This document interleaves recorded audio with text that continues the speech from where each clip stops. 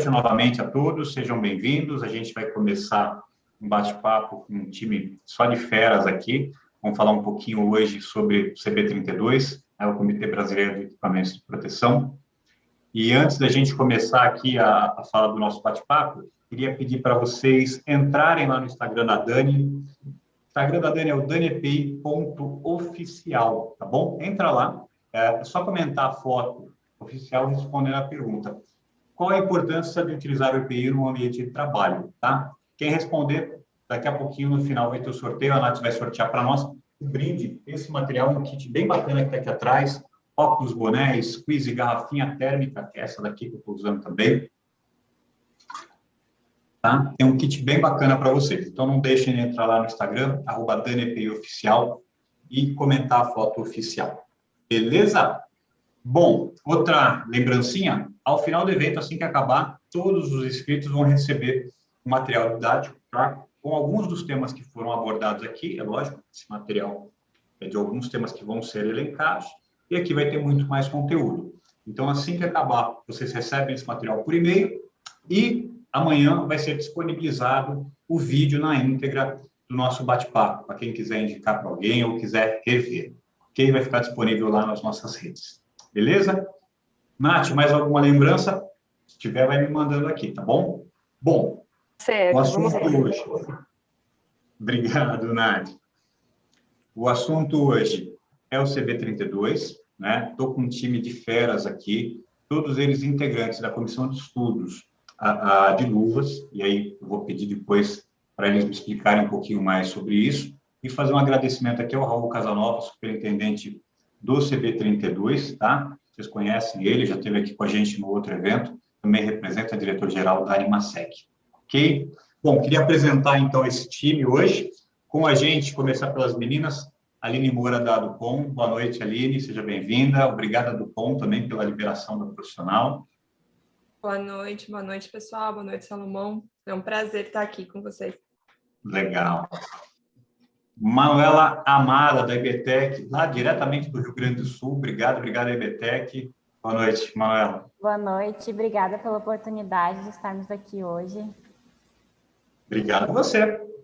E, por último, não tão menos importante, meu amigo Felipe Martins, da Falcon Bauer. Obrigado, Felipe. Obrigado, Falcon Bauer, também.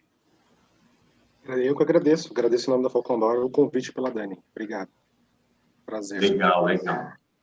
Bom, vamos lá, vamos começar a bater um papo, só para explicar rapidinho, a gente vai fazer duas etapas aqui. Primeiro eu vou fazer alguns blocos de perguntas para o pessoal, depois a gente começa a responder as perguntas aí do chat. Então, desde agora já podem ir colocando as perguntas.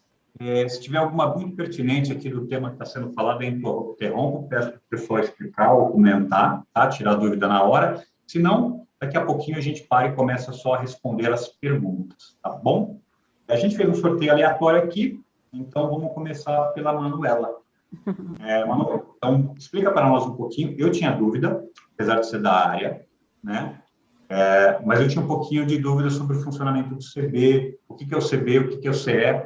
Explica para nós um pouquinho sobre isso. Sim. Então, o CB, né, como já diz a sigla, é um comitê brasileiro, é um órgão técnico que faz parte da estrutura da ABNT. Esse órgão, o CB, ele é formado por comissões de estudos, né? As CS.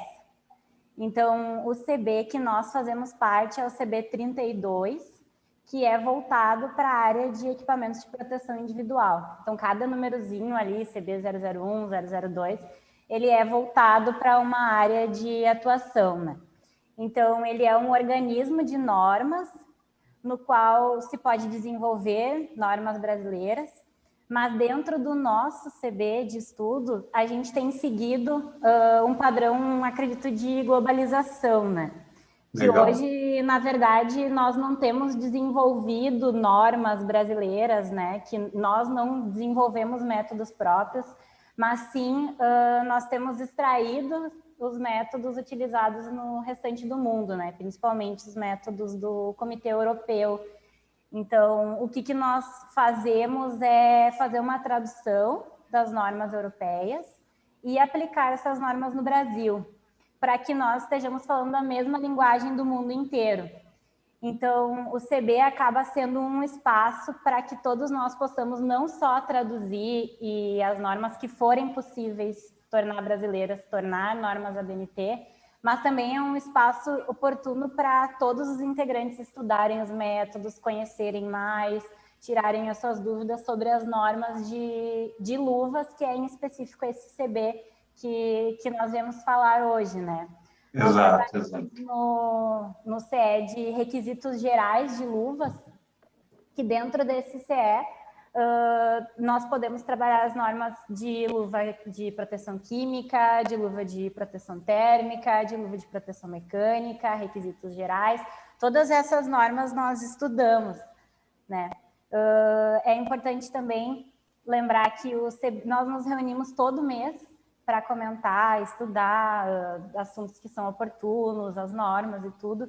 E a sede do CB é na Animaseg, né, em São Paulo. Lá onde... Aqui na Havaiandava. Isso.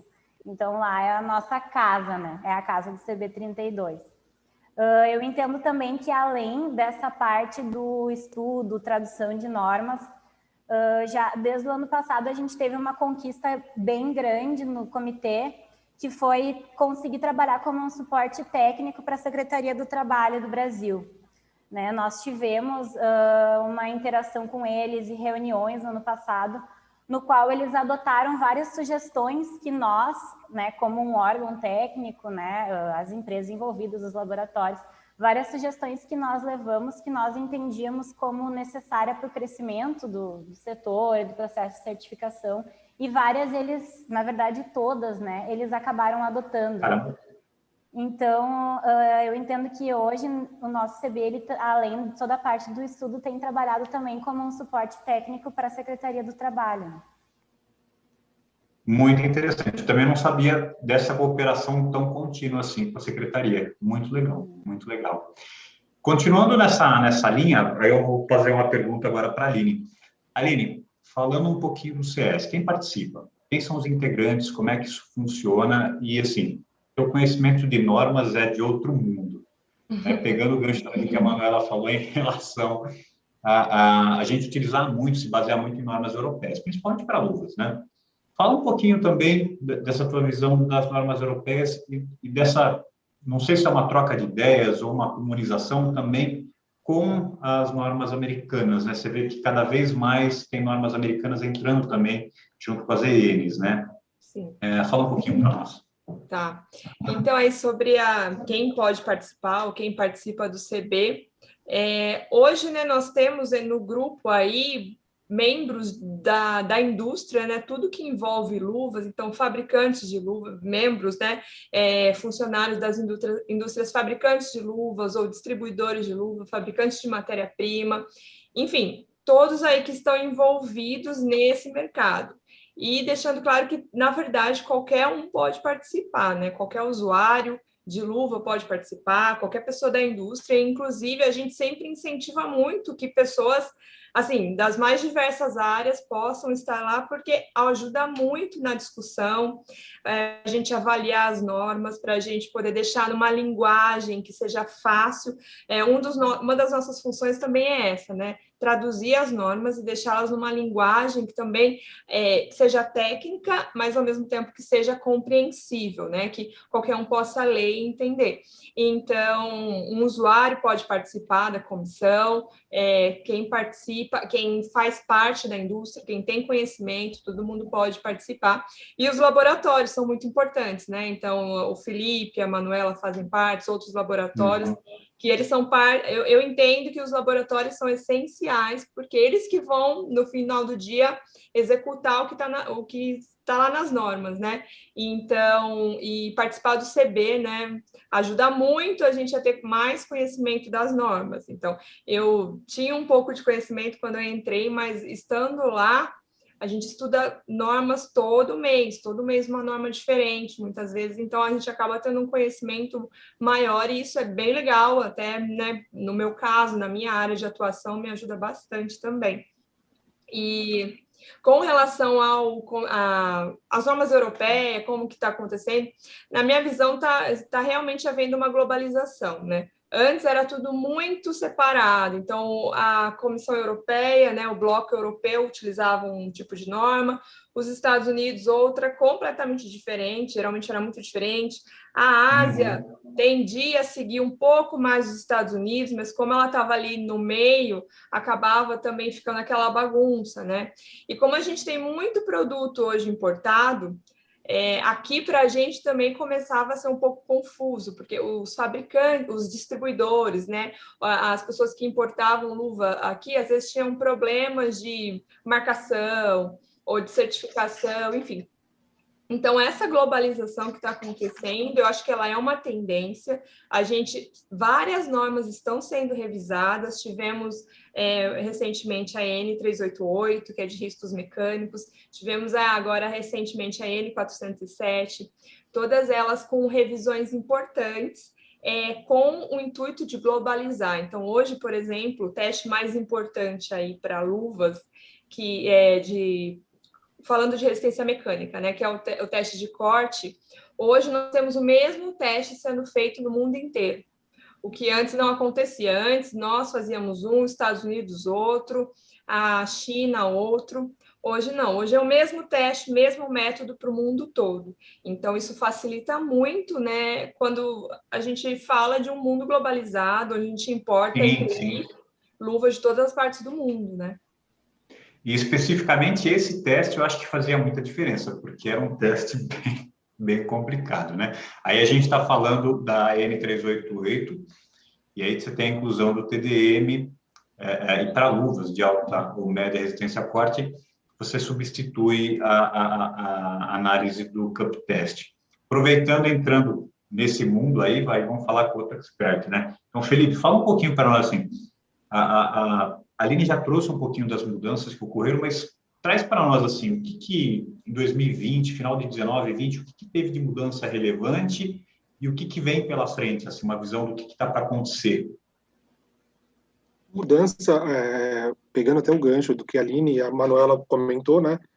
A gente, nessas reuniões mensais, a gente tem essa contribuição, então o ideal é realmente o que a Aline comentou, de que todos os envolvidos no mercado atuem, não só os laboratórios, mas sim a indústria, os importadores, enfim, o consumidor final, né, o técnico de segurança, o consumidor final, para que o intuito maior do CB é que o produto seja comercializado atendendo aos requisitos técnicos e segurança ao usuário, né, quem vai utilizar o EPI de fato. Então, esse é o objetivo comum de todos que fazem parte lá da comissão, né? Agora, mudanças, eu posso até relatar que eu estou já um pouquinho velho de estrada aí nesse CB aí, vamos dizer assim, desde 2010, 2011. Então, assim, o que a Aline comentou, o que a Manuela também, é bastante importante. A globalização das normas, ela é fundamental por quê? Porque você compara uma mesma coisa em diferentes lugares.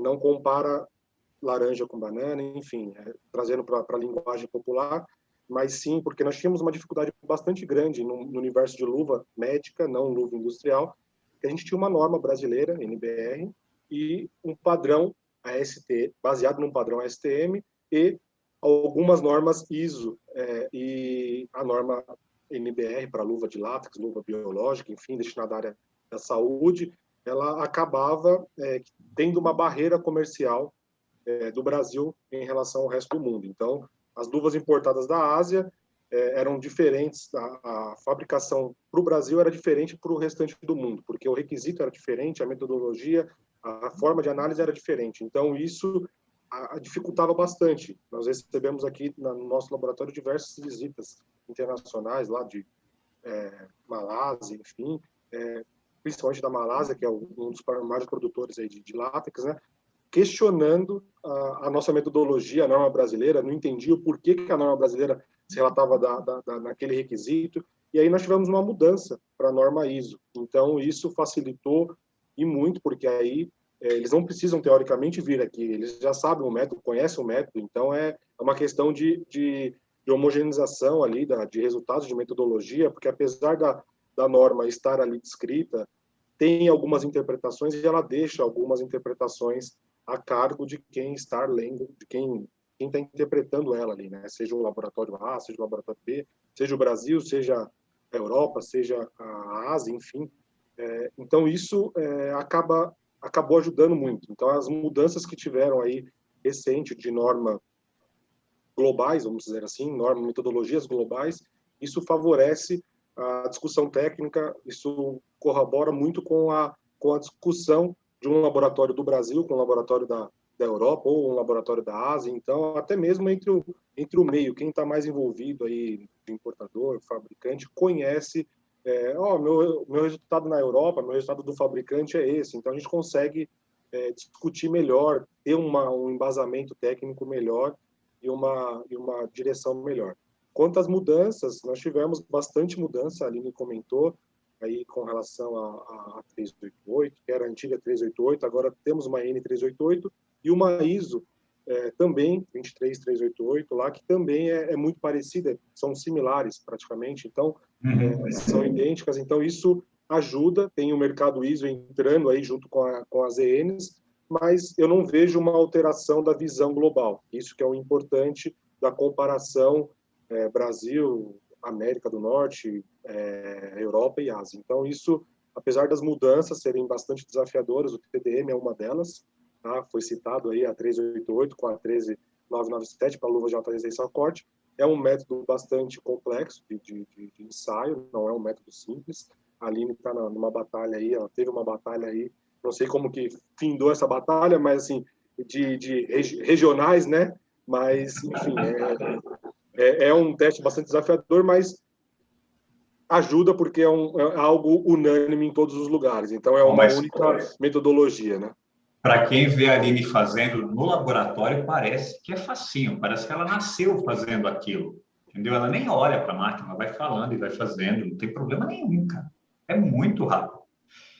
Bom, aproveitando o ensejo, vou passar para a Manuela, e aí eu vou te falar um pouquinho, assim, duas perguntas, em cima até do que o Felipe falou, né? Continuando aqui na sequência de raciocínio.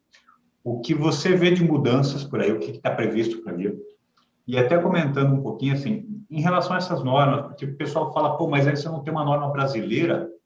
Já ouvi muito isso, tá? De engenheiro de segurança, com muito tempo no mercado. Pô, mas se eu não tenho uma norma brasileira, eu tenho que atender uma europeia e o cara não sabe a nossa necessidade aqui, né? E do meu ponto de vista técnico, e falando como técnico realmente, eu vejo que isso é melhor, né? A globalização, ela traz mais ideias, não diminui ideias. No caso específico dessa que o Felipe falou, inclusive, trazia alguns problemas de limitação, porque a partir do momento que você tem que fazer um produto diferente para um país só, mas o Brasil é continental, sim, é continental, mas é um país contra o resto do mundo. E aí, para produzir só para um país aquele produto diferente, vai ficar mais caro, né? Ainda mais esse tipo de produto que tem um altíssimo volume. Então, fala um pouquinho para nós sobre isso, sobre as normas, sobre o que você está vendo de mudança, o que está por vir aí, e o que você vê atualizar mesmo, pessoal, dessa questão de globalização, acho que é legal. Uhum. Então, assim, até essa questão, não ter uma norma brasileira, eu acredito que em pouco tempo, logo todas serão brasileiras. Por quê? Porque quando elas eram só EN, nós não conseguíamos transformar elas em NBR, né? A BNT NBR. Mas agora já existe uma tendência de todas serem ISO, né? A norma de requisitos gerais hoje já é ISO 21420. A norma 388 vai ser ISO 23388. Então, no momento que elas são ISO, nós conseguimos tornar elas a BNT NBR ISO 23388. Então, ela é uma norma brasileira, exatamente igual à norma europeia, só que em português. Então, nós estamos alinhados com o mundo inteiro, porém com a nossa própria norma, com a nossa, sem mudanças, né? Sem nenhum tipo de alteração relevante. Então, recentemente, agora, nós tivemos a alteração da N407 para a ISO 21407, a Aline comentou antes até, que é a norma térmica. Ela traz algumas mudanças em requisitos que vão ser, acredito que vai causar um impacto no mercado, mudanças de pictogramas, entra um pictograma que não existia, mudanças pequenas, mas não tão grandes quanto a mudança que foi a 388 na época, né? Mas eu vejo que todas essas mudanças no início, elas são como toda mudança na vida, né? A gente muda, no início existe uma resistência, o mercado resiste bastante quando muda. O Felipe sabe bem, a gente no laboratório sofre quando muda uma norma. O corte, meu Deus, até hoje já fazem 4, 5 anos que mudou. 5 anos. Ainda sofre com o maldito nível 5 do corte circular. Então, no início, a mudança ela é um pouco assustadora, porque a gente ainda não conhece. Só que eu consigo perceber, e acredito que os demais também, que há um longo prazo, médio prazo, no momento que a gente conseguir amadurecer isso, as mudanças são boas, né? São para nivelar melhor os produtos, elas são para que a gente consiga ter produtos de qualidade maior, para poder chegar no nível real, trabalhar mais o material, que foi o que o TDM trouxe, né? O TDM trouxe o resultado real do corte de uma luva de resistência ao corte. Então, o mercado precisou se mexer. Olha, aquilo que é nível 5, na verdade, não era o melhor produto possível. Tirou muita gente de uma zona de conforto. Muita gente. Assim como também quando o Brasil tinha aquela famosa MT11 para os ensaios químicos, tinha produtos que hoje já não são mais aceitos na 374, mas tudo isso no início foi ruim. Mas com o tempo se percebe o amadurecimento e se eleva o nível dos produtos brasileiros, né? Então, na verdade, todas as normas de luvas estão sendo atualizadas. Se eu não me engano, a que ficou para trás ainda, por enquanto, que era a 511 de frio, também está sendo atualizada, eu acho, né, Aline? Não tenho certeza.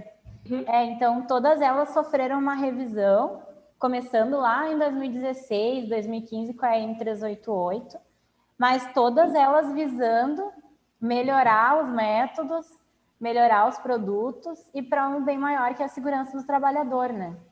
Que bom, que bom. E aí, se você me permite comentar só, Salomão... Por favor.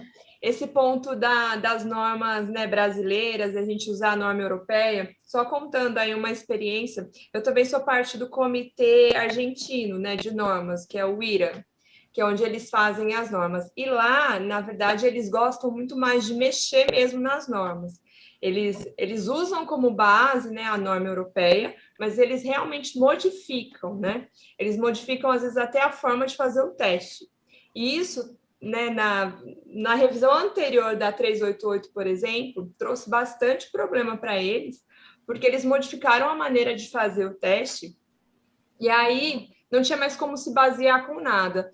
Uma luva que era nível 2, só na Argentina ela era nível 2. No resto do mundo não era outro nível. Então, todas as luvas que eram de fora, você não tinha ideia de como ela ia se comportar na Argentina, de qual ia ser o nível dela na Argentina. Então, o pessoal de lá realmente sofreu bastante com isso. E, por exemplo, a gente que vem de lá também, sempre tinha que contar que, putz, desenvolvemos um produto aqui, lá vai ser totalmente diferente, sabe? Então, isso acaba prejudicando, de certa forma, o desenvolvimento, a evolução das tecnologias e da indústria, né? Então, por isso que a gente, muitas vezes, sempre, né, a gente prefere não alterar coisas que já foram muito bem estudadas tecnicamente, né, por quem desenvolveu esses métodos. Então, por isso que nem sempre ter uma norma nacional é a melhor opção.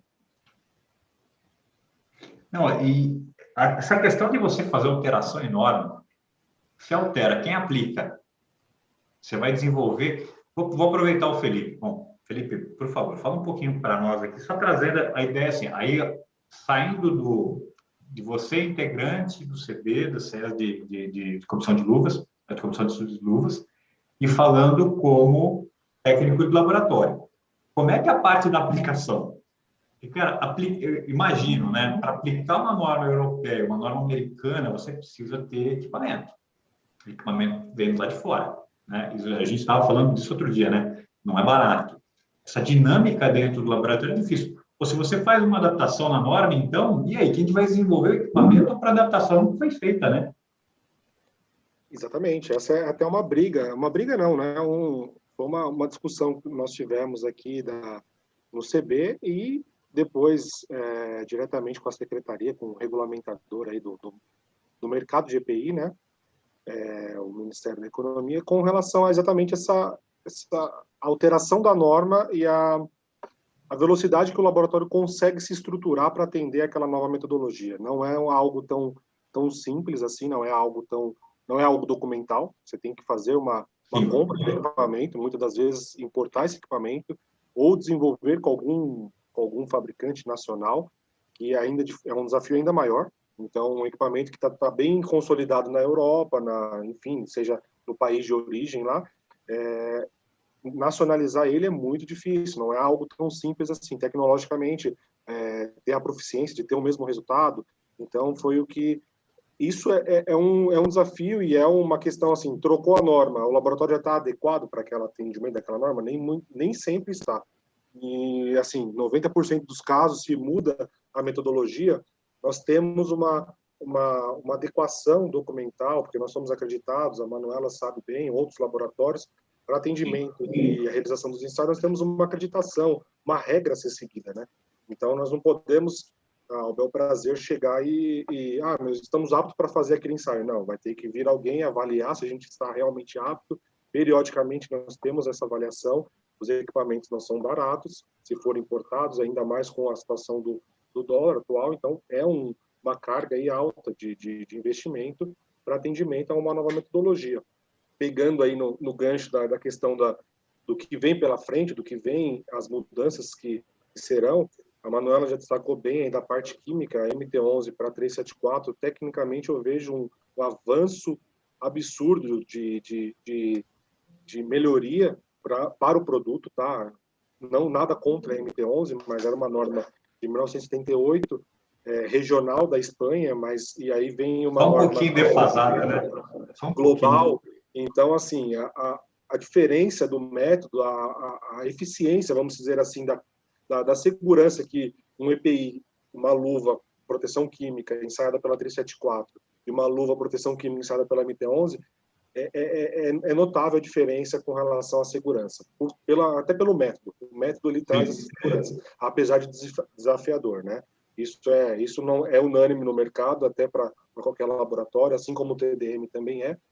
E a 21420, que é uma norma mais nova aí do ano passado, foi publicada ano passado, também tem informações e alterações importantes aí, muito com relação à qualidade do material utilizado na confecção daquela luva. Então, alguns limites antigamente se via muito cromo hexa, o pH, e agora entre alguns outros requisitos aí de pHs, de aminas, enfim, uma série até para luvas confeccionadas aí em fio de metálico, tem a quantidade máxima de níquel, enfim, tem uma série de fatores aí novos que foram incluídos na norma, então, assim, ou seja, mais ensaios, mais segurança ao usuário final, ao trabalhador. Então, as normas, de uma forma geral, ela vem sempre se melhorando e os laboratórios têm que se adequando a essas novas metodologias, né?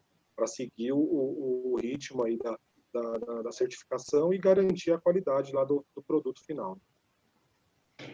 Seguindo, inclusive, aí, trazendo, acho que um pouco mais para o dia a dia de campo. Aí eu estou falando agora do técnico de segurança que está lá, né? Acho que aí eu vou pedir a colaboração da Aline. Você tem toda a vivência do laboratório, você isso, você vive isso, mas você tem vivência de campo, você entra dentro da indústria, você vê o desafio, você vê o usuário ali com uma luva, né, com EPI utilizando. Me fala um pouquinho assim, o entendimento da norma, o entendimento da metodologia, da aplicação da metodologia, e aí até falando assim, como você está no laboratório todo dia, você sabe pegar um material de qualidade, um material intermediário, um material comoditizado, né, e aí eu não estou falando que o commodities é ruim. Tem operação que você usa um commodities e vai bem, tem operação que você não consegue usar um commodities, porque você expõe o usuário, é um risco, expõe realmente de acidente. Fala esse link da norma, da metodologia, da qualidade do material, como é que isso garante no final mais proteção e maior controle? Acho que é o que importa para nós, né?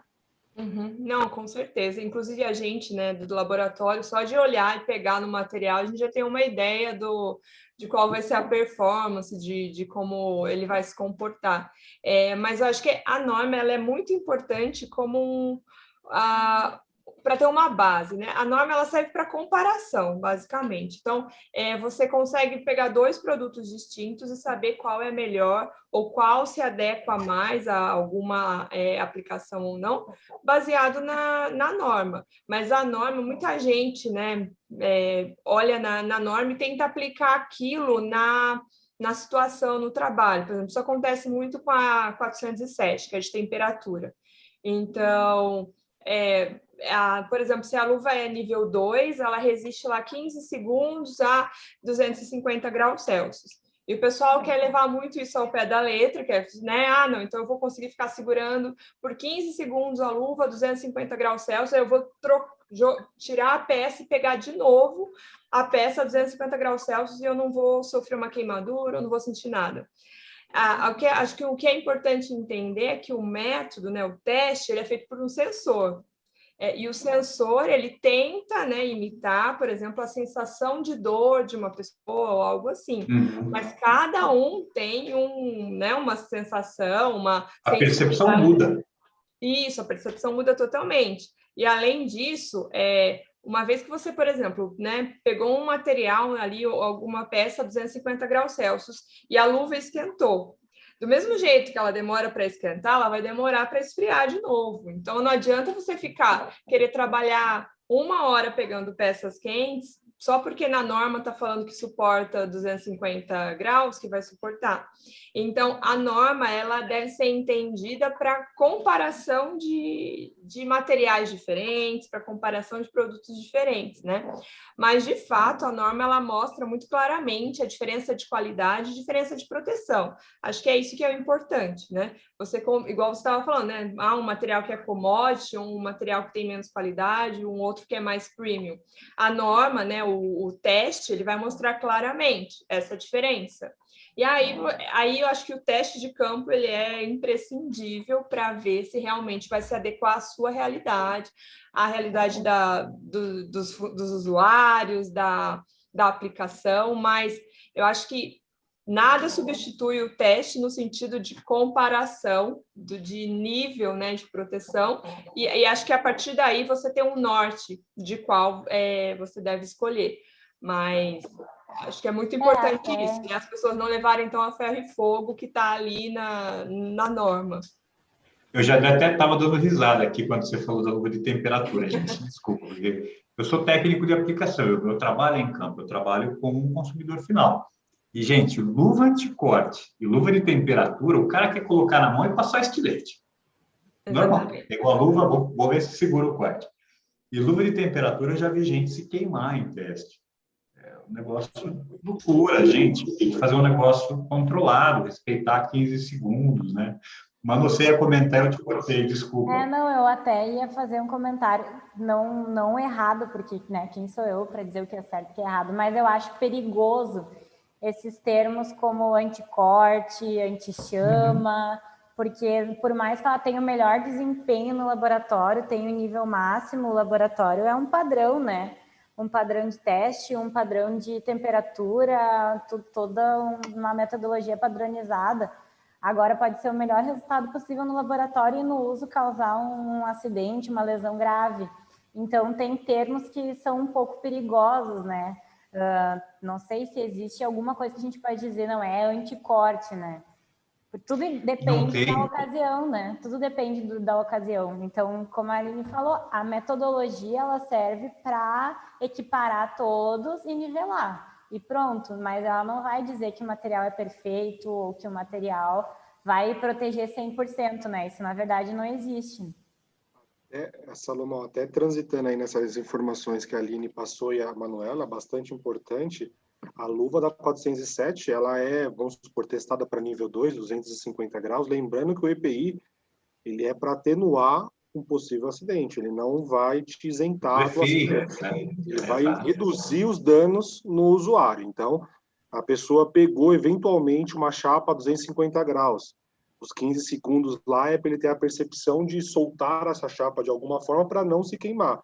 Então, o EPI, ele suportou, ele teve o papel dele, a função dele ali de entrar em contato com uma superfície quente a 250 graus e rapidamente o usuário, lá, quem está manuseando a peça, soltou, não se queimou, a peça, enfim, não sei se vai se danificar, caiu no chão ou não, mas assim, ele não, qual que é o objetivo principal do EPI? Não deixar aquela temperatura atingir diretamente a pele e ele acabar se queimando. Então, ele fez o papel dele, tem que substituir a luva, porque provavelmente essa luva, ela suporta às vezes até 250 graus, mas ela se danifica naturalmente pela temperatura, pela alta temperatura. Ainda mais se ela tiver algum banho nitrílico, algum banho polimérico, ela acaba acontecendo isso de forma natural. Então, ela fez o papel dela, tirou, não que ela vai... o que a Aline falou, às vezes a pessoa tem a percepção errada de que pode ficar pegando repetidamente a peça àquela temperatura. Não é para esse destino. Se eventualmente acontecer, ela está resguardada com equipamento de proteção. A parte do corte, da mesma forma, né? O que a Manuela falou, é um padrão, você tem um padrão de força, o TDM, vamos falar do TDM. O TDM, ele tem lá, cortou com 10 newtons, 1 quilo aproximadamente, trazendo para a linguagem popular. Então, assim, a luva demorou 20 milímetros para cortar em 1 quilo. Mas se você tiver tem uma velocidade ali controlada, são vários fatores controlados. Se você aumenta a velocidade, diminui a velocidade, aumenta o ângulo da inserção da lâmina, já muda totalmente o resultado, já não é aquele resultado. Então, o teste prático é imprescindível, isso sem dúvida nenhuma, mas o papel do EPI não é para ele durar várias vezes, é para ele suportar aquele dano, aquele evento, aquele desvio e não danificar ou ter um corte profundo, não, um corte leve na mão do trabalhador. Ó, já fez Pegando esse exemplo, por exemplo, da chapa, né? Porque tem coisa que de outro mundo. Se você falar, pô, um teste, vamos chegar lá no nível F com 3 quilos de carga.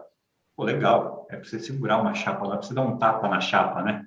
O cara pega uma chapa fina, de 20 milímetros de inox ou de alumínio, e o cara deixa a chapa correr na mão. Cara, isso é uma lâmina.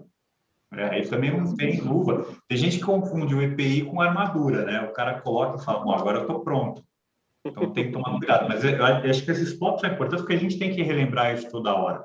Eu vou fazer o seguinte, tem mais perguntas aqui, mas eu vou começar a responder a pergunta do pessoal, que já está entrando aqui no chat, tá?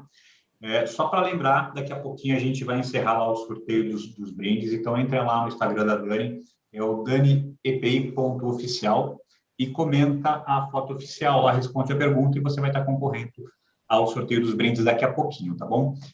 Vou pedir para a Nath, me ajuda aqui, solta a enquete, vou perguntar para vocês aqui, a gente vai soltar uma enquete do próximo webinar, tá? E a ideia é falar ou de FAP ou de GRO, o que você prefere, tá? O que você quer saber mais? Bom, então vou entrar aqui na pergunta do professor Bruin. Bruin, boa noite, obrigado por estar aqui com a gente. E o Bruin perguntou o seguinte, qual é o papel do CB na fiscalização? Se o CB pode ou ajuda de fato na fiscalização? Quem quer responder aí? Agora eu vou jogar para a galera. Eu posso responder porque isso é fácil. Então vamos lá. Nós não nos envolvemos nisso, né? A fiscalização, ela é total responsabilidade da Secretaria do Trabalho. O nosso papel é norma, né? Norma é um mundo, fiscalização é outro. Então não está na nossa alçada. Não dá para misturar, né? Não. Bruin, fica com os auditores. E quem sabe lá na frente com uma fiscalização eletrônica. Está para chegar aí, está chegando. Bom, depois tem um comentário aqui da Cimeia. No meu ponto de vista, com a pandemia, a qualidade dos EPIs caiu muito. Acho que devido à falta de matéria-prima para a fabricação. Eu acho que caiu. Aqui não é nenhuma pergunta, é um comentário. Acho que caiu. Agora a gente tem que só entender o seguinte, nível de EPI caiu. Qual EPI? De que EPI? De que marca? A gente tem que tomar cuidado com generalizar. Tá? E a gente tem visto muito isso na última live também, a gente falou bastante disso, o pessoal generalizando. Cuidado isso. A gente não pode generalizar. Tá? Óculos, por enquanto, só no IPT, viu, Bruno? Eu vi que você colocou a pergunta aqui. A IBTEC e a Falcon Bauer não fazem ainda de óculos. Se vocês quiserem fazer, a gente agradece. Tá? Bom, comentário aqui, então, do Pedro. Um dos grandes desafios hoje é encontrar EPI que realmente estejam dentro das normas e aptos para utilização. Não Gente, deveria. Não deveria, né? bom, aí eu vou perguntar, agora eu vou perguntar para os dois, né? Manuela e Felipe. Gente, está tão difícil assim de encontrar EPI que passe bem nos testes? Olha, Não. depende muito do que se procura, né? É. Mas a gente testa de tudo. A gente testa EPI que tem níveis muito bons, a gente testa EPIs que tem níveis intermediários, depende do que se procura e onde se procura, né? Tudo depende. Ele complementou aqui, ó, até para o Felipe responder a dele, ele complementou aqui, tá? Durante a pandemia, os EPIs passaram a ser mais caros, até porque são importados, né? E isso sim, aí eu estou falando como marca. Matéria-prima importada, boa parte dos EPIs são fabricados fora, então você tem o efeito do câmbio, tá? Isso daí. Por favor, Felipe. O que a Manuela falou é bastante importante. Tudo depende da atividade em si, do objetivo que aquele EPI vai ter que atender. Então, se eu tenho um risco leve, uma atividade de baixo risco, eu não vou ter um super EPI. Eu posso ter um EPI que atenda aos requisitos da norma, obviamente, mas de uma forma mais branda. Por exemplo, ter uma luva de risco mecânico com níveis menores, abrasão, corte, rasgo e perfuração. Não necessariamente precisa ser o nível máximo. Mas também tem atividades que requerem um nível maior. Então, tudo vai de acordo com a necessidade da atividade. Enfim, então aí que vem o teste de campo, que a Aline comentou, que é imprescindível. Então, você tem que ter a avaliação do seu risco da atividade para adequar o melhor EPI, custo-benefício, enfim, a gente sabe dos EPIs que estão ficando caros, então, assim, não necessariamente eu preciso pagar um alto valor no EPI de alta proteção, sendo que a minha atividade não requer aquela alta proteção. Então, você pode ter um EPI mais barato, que atenda a sua necessidade, ou não, a minha atividade é de alto risco, exige um EPI de alta proteção. Então, é natural que o valor desse EPI vai ser um pouco mais alto, vai ser um pouco mais elevado. Então, mas não é achei estranho assim, a questão de não está tá difícil para achar EPI bom no mercado. Eu acredito que é o que a Manuela falou, a gente ensaia N produtos, tendo o CA e tendo os níveis de desempenho e avaliando com teste de campo, você vai ter um EPI bastante próximo da sua realidade, ou até que atenda a sua necessidade, na verdade. Qualquer coisa pode ligar aqui, tá, André? A gente tem EPIs de qualidade, viu? Bom, então, só porque aí eu queria um comentário, eu acho que é importante isso que você falou, porque a gente vive isso no dia a dia, né? Hoje eu recebi uma ligação de uma grande indústria me pedindo um volume estratosférico de luva. Eu quero mais de 100 mil pares de luva. Legal, o que você está procurando? Luva de algodão, pigmentada. Para quê? Para isso. E, gente, mas quanto tempo dura? Eu uso 3, 4 pares por dia. Mas por quê? Não, porque é baratinho. Eu compro mais barato, né? Tem CA, tá válido. Ali você trabalha com qualidade. Né? Então, assim, eu acho que o ponto de vista do pessoal reclamar muito, que está difícil de achar o EPI, está caro, é entender a relação custo-benefício, né? Fala um pouquinho para nós disso, porque nisso você conhece, você sabe como é que funciona. Eu entendo que isso é bem comum, né? O pessoal, não tem CA, então eu estou respaldado, vou comprar um mais barato e pronto. E essa análise, né, do custo-benefício ao longo de um período é muito importante, muita gente às vezes se surpreende com o resultado, mas eu entendo que isso também deve vir muito de cima, porque às vezes os próprios técnicos de segurança não têm essa liberdade de conseguir fazer esse teste por um período longo de tempo, porque até vem uma pressão de cima por sempre comprar o mais barato, quero sempre o mais barato, não importa, eles não têm, né, o tempo ou o espaço para poder fazer essa análise de custo-benefício. Então, eu acho que é algo que os próprios técnicos de segurança têm que também começar a falar com a autodireção, com compras, e mostrar, né, estudos, cases, né, que mostram exatamente isso, porque isso é muito comum, né? Além de você... E aí vem vários benefícios juntos. Primeiro que nesse caso, geralmente luva de algodão o pessoal usa como se fosse descartável, né? E aí a quantidade de resíduo gerada é um fator ambiental importante.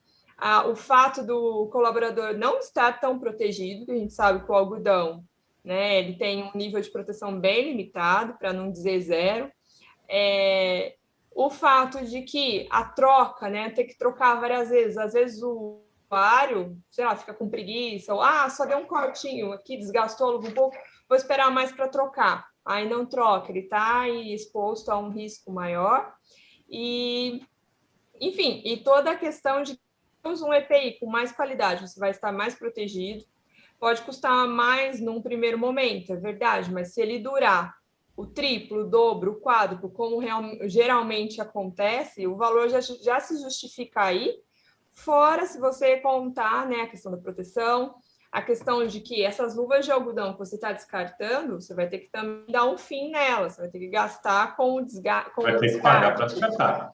Exatamente. Então, tem que pôr tudo isso na conta e montar um case e apresentar mesmo para a área de compras ou para quem faz, que é a maneira, né, que eu vejo aí que daria para tentar convencer o pessoal a adquirir um material de melhor qualidade.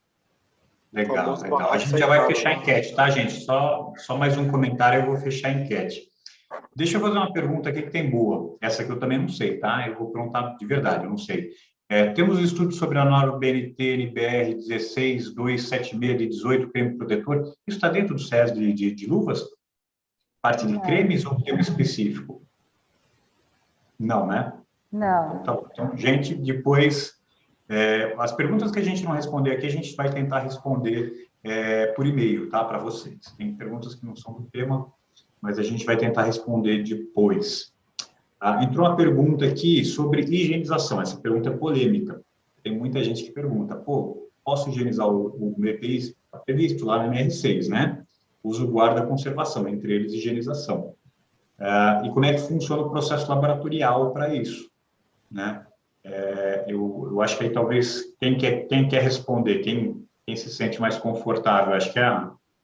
Posso responder qualquer coisa? Você quer responder? Aline, né? Aline, né? Eu posso só dar uma introdução, você pode continuar, tá? Tá bom. Hoje, por favor, Felipe. Hoje, no laboratório, nas normas atuais, a gente não tem um teste específico para higienização. Porém, na nova norma, aí, na 21420, ela já tem algo um pouquinho... Só que isso é sempre difícil para reproduzir, tá? Lembrando e trazendo para a realidade do laboratório padrão, porque a gente teria que ter uma máquina padrão para fazer esse ensaio, para fazer essa higienização de forma que não desse variação no valor, então no resultado final. Mas o que a norma fala é que tem que ter uma instrução de higienização e o laboratório tem que seguir essa instrução de higienização. Então é um pouco difícil de operacionalizar isso no laboratório, tendo em vista que cada fabricante, cada importador possui uma forma adequada de higienização do seu EPI, que não altere as características do EPI. Então, esse é um ensaio normalmente feito pelo fabricante de shelf life, que ele verifica o tempo de vida útil do produto, mas isso é bastante complicado com relação a padronizar isso no laboratório de ensaio. Mas a mudança aí da 21420 já prevê essa inclusão. Legal.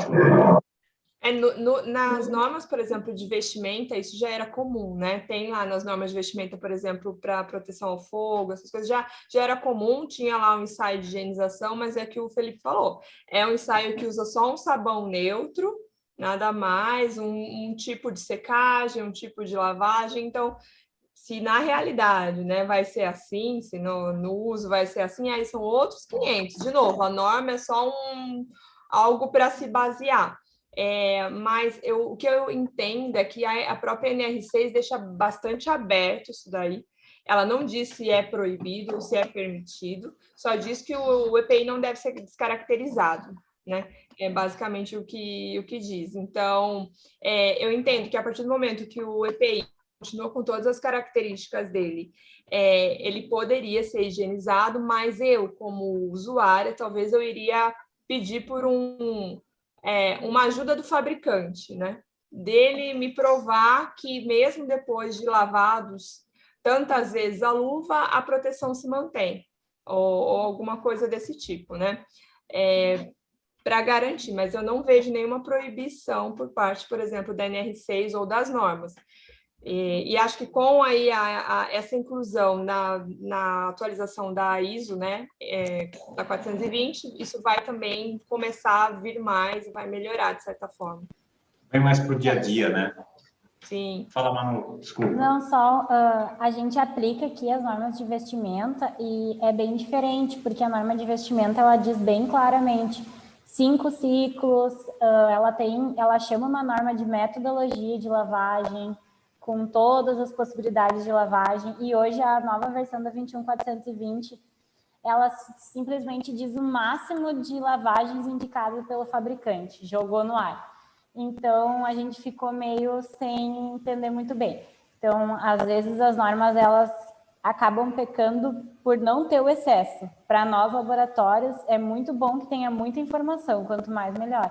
Então, por enquanto, ainda não sei muito bem como vai ser essa aplicação da 21420 nesse requisito de lavagem, mas com certeza já é um início, né? Já é um começo. E vai ter polêmica, né? Vai. Até Vai ter A polêmica. norma basicamente jogou para o fabricante, então ele vai ficar com eles.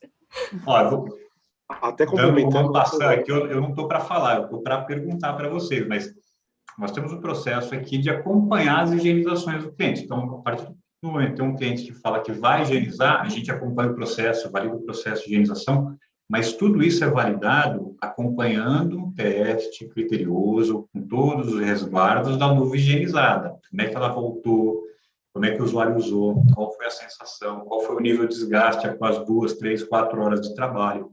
Então, assim, não tem resposta fácil. Tem uma pergunta do Robson aqui, ele coloca assim, temos alguma novidade em relação ao tempo de vida útil dos EPIs, visto que vemos no mercado empresas com equipamentos muito desgastados que não trocam. Nenhuma empresa fala quanto tempo um EPI vai durar, né? Isso depende da sua aplicação, né? Por exemplo, um respirador, é quando ele se saturar. Agora, qual é o nível de contaminação ou de estresse da respiração do colaborador? Isso determina se ele satura mais rápido ou de forma mais lenta. A mesma coisa para um cinto, para um cinturão, para um capacete, para qualquer EPI. E aí vai dentro dessa questão de higienização. Tentativa e erro, tentativa e erro. Lembrando que é um EPI, então o erro ele tem que ser sempre o mínimo, né? Você tem que acompanhar de perto o teste para ter a validação do EPI. Aí você descobre qual que é a tua sazonalidade de troca para aquele EPI. Bom, agora tem uma pergunta para... Desculpa, fala, Felipe. Só adentrando essa informação, acho que o único EPI aqui que a gente descarta aí a higienização é a questão da luva química, né? Que você, até onde eu tenho de informação e até onde eu conheço, não tem um método totalmente eficaz de descontaminação da luva. Então, no máximo, aí, por mais que ela tenha o desempenho máximo da norma, 480 minutos, após uma jornada de trabalho de 8 horas, você tem que descartar a luva e no dia seguinte pegar uma nova luva. Então, assim, tirando a luva química, que é só queria dar esse ponto, então, um ponto aí da pergunta da pessoa, a luva química tem um tempo máximo aí, de no máximo 8 horas, né? Tem um período máximo de utilização. Exato. Depende da exposição, químico específico. Sim. Mas no máximo 8 horas, né? Não mais do que isso, porque não adianta a luva está prevista para 8 horas, você utiliza ali por 1 hora o ar da luva, mas o agente químico continua atuando ali na luva. Então, quando você for utilizar, talvez ela não esteja te protegendo mais. E tem muita gente que pergunta para mim, mas como é que eu comprovo a eficácia do EPI? É uma pergunta de perito, né? Então, você me comprova a eficácia do EPI. E a gente brinca, vai lá no PCMSO. Você não está fazendo o acompanhamento periódico do colaborador? Tem 10 caras que trabalham com produto químico. Algum já teve dermatite, contaminação no sangue, apresentou uma alteração, passou mal? Não. Está funcionando o EPI. Você tem um químico ali, um agente nocivo, né? Gente, Nath, pode encerrar a enquete, tá? Vou fazer as últimas perguntas aqui. queria fazer uma pergunta para a Manuela, quem mandou foi o Pacheco. Então, resultado aqui, GRO, tá? Próximo bate-papo nosso é de GRO. Deixa eu pegar aqui a pergunta do Pacheco. O Pacheco perguntou o seguinte: quando a alteração de norma, por que a gente não pega os CAs, né, os CAs que estão na norma antiga, eles têm que cair, todo mundo tem que se atualizar, né? Por que eles continuam válidos? Explica para nós um pouquinho. Isso também está um pouco fora da nossa alçada, né? Então, na Europa, eu sei que funciona assim, né? Tem uma atualização de norma, zera, testa tudo na norma nova, mas no Brasil não. A Secretaria do Trabalho permite que só quando o produto for renovado, né? Alguns vão ter a sorte de já logo na sequência ter a norma atualizada, outros podem levar quase 5 anos e continuar com a norma antiga, que é isso que acontece, uma confusão no mercado, que hoje, por exemplo, o corte, né? Tem um monte de gente que ainda tem aquele nível 5 de corte, que quando for testar na 388 atualizada, talvez não vai manter. Então, é um critério da Secretaria do Trabalho, que só quando for o tempo de renovar, aí sim é obrigatório testar com a norma atualizada. O que não impede os fabricantes que quiserem optar por atualizar os níveis do seu produto com a norma atual, fazer isso, né? Então, todos os fabricantes, aí fica na responsabilidade dos fabricantes, né, Salomão? Sim, aí volta para os fabricantes. Estarem com o seu produto na norma atualizada, mas a Secretaria do Trabalho permite que, enquanto o produto for válido, o seu CA, ele ainda permanecer com a norma na qual foi testada. Aí entra até um pouquinho da parte jurídica mesmo, tá, gente? Aí não é uma questão nem de norma em si, também é parte jurídica. Exato, é direito adquirido. Você confeccionou o produto, você testou na norma vigente, o produto foi aprovado, foi disponibilizado ao mercado. Então, você tem muito problema de ter estoque, de ter produção feita, ter coisa a caminho, fica mais difícil, tá? Entendo, acho que é o que a Manuela falou. Na Europa é feito, sim, mas também tem uma regra de transição, tem um tempo de adequação, não é que é do dia para a noite, o cara tem que correr, até porque senão... E aí, fazendo um comentário também, vocês dois devem ter sentido muito, nas transições de normas, você tem um acúmulo também de material chegando para teste muito grande, aí também você tem um problema de vazão, né? De conseguir atender essas demandas. Não sei se vocês sentiram isso quando saiu a portaria 11437, ou agora com algum EP de pandemia que vocês, porventura, ensaiem, mas seria até um problema de ter braço para fazer isso, né? Todos de uma vez. Sim, também é um dos problemas, né? Nós tivemos, nós não sentimos tanto nem a mudança da 388, nem da MT-11, que aconteceu. Agora, acredito que não tenha mais, você pode até falar melhor, né? Mas não tem mais produto no mercado de acordo com a MT-11, porque já venceu o prazo dos 5 anos. Mas muitos utilizaram até o final da MT-11 aí como proteção química. Até o último dia aí estava utilizando da MT-11, mas foi uma transição relativamente tranquila. Não teve uma correria dos fabricantes e importadores para mudar de norma. Acho que não era conveniente na época, tá? Tanto do corte, que a Manuela falou, era um nível 5 e agora provavelmente vai cair. Então, não é negócio para mim eu ensaiar novamente rápido e ter um nível menor ainda, né? Então, eu acho que eles vão mantendo isso até onde consegue. E da MT-11 também, né? Alguns produtos químicos que eram aprovados pela MT-11 não são aprovados pela 374. Então, a pessoa já, vamos esperar, vamos aguardar, acho que até já agradecendo aqui a presença da Abdala, que está com a gente. A Abdala é o responsável da parte de produtos da Dani. Faz parte também do CE de subluvas. E, por exemplo, quando teve a alteração da norma, é muito simples. Ele pegou todos os nossos produtos aí que tinham que ser atualizados, fez uma programação aí de 1 ano e foi atualizando todos os produtos, muito antes do tempo necessário. Mas também tem a dificuldade aqui de separar, organizar, fazer tudo isso, e também tem que contar que é um investimento financeiro pesado, não é tão simples, não é barato, né? Aqui eu acredito que pela experiência que nós tivemos, vocês foram uma exceção. A Eu acho que sim. a grande maioria utilizou até o final a norma que tinha, né, em vigor. E aí, até só para comentar sobre esse tempo de transição, né? Inclusive, a própria norma, ela entende que existe um tempo de transição, de adequação dos EPIs e das pessoas com conhecimento, de se adequarem à nova norma. Porque muita gente pergunta, né? Mas por que então ainda tem 2 testes de corte na norma? Por que eu continuo tendo o CUP teste e continuo tendo o TDM? A Comissão Europeia entendeu que é um tempo de transição. A tendência é que na próxima revisão o CUP seja retirado e a gente fique só com o TDM. Então, inclusive, a comissão vê, né, que entende que tem que ter um período de transição, porque é um teste novo. Então, as pessoas têm que se acostumar agora com o teste novo. Antes, imagina você um técnico de segurança, você tem lá especificado uma luva nível 3.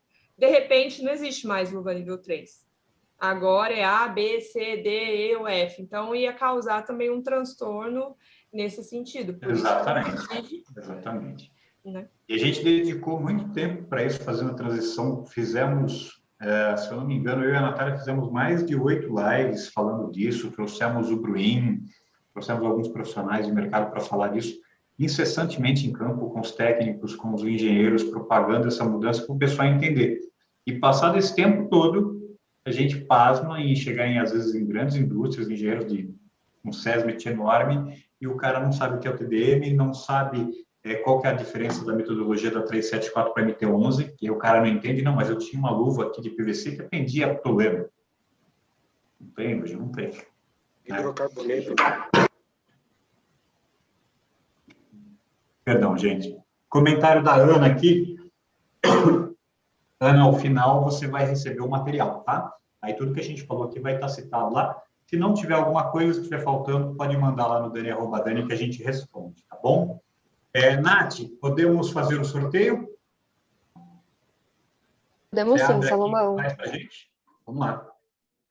Sim, vamos lá. Então, boa noite a todos, boa noite aos nossos convidados. Conforme dito pelo Salomão, então, todas as pessoas que seguiram a página da Dani no Instagram, no perfil daniepi.oficial, e comentaram a nossa foto oficial respondendo a pergunta qual a importância de utilizar EPIs no ambiente de trabalho, vai estar concorrendo a esse sorteio. Então, eu vou compartilhar minha tela com vocês para a gente ver quem vai ser esses contemplados juntos. Está tudo arquitetado aqui. Vamos lá.